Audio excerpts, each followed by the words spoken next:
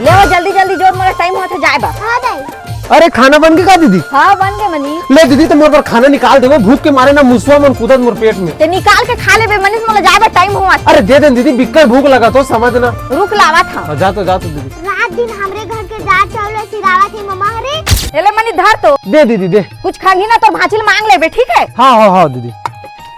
क्या सब्जी बने आज करे, खाए मजा आ गया सही। अरे हवाई तो दे के कर। बाज के मोर पेट के मुसवा मर रहे। जा मैं चाय पानी लावे जा तो। हां मम्मा। बिक्कर भूख बढ़ गई भाई आज का, लेकिन खाए मजा आ गया यार। काहे वो एली मम्मा। अरे दे भाजी दे।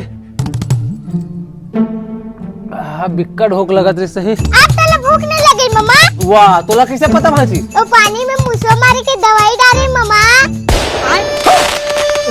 अब हमारे घर के दाल चाट बाची मम्मा।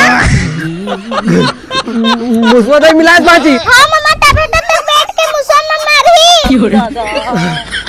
मुसवा तो पता नहीं भाजी, लेकिन मैं जरूर मरू भाजी। ले ठीक है मम्मा, जात हम। अरे कहाँ जाता भाजी? अरे मुसवा बन के नहावा जाबो मम्मा। अरे पनी डॉक्टर ना बड़ा मोर पर। नहीं जा मम्मा के यहाँ। अरे हट बे, चल तू बड़ा डॉक्टर लो।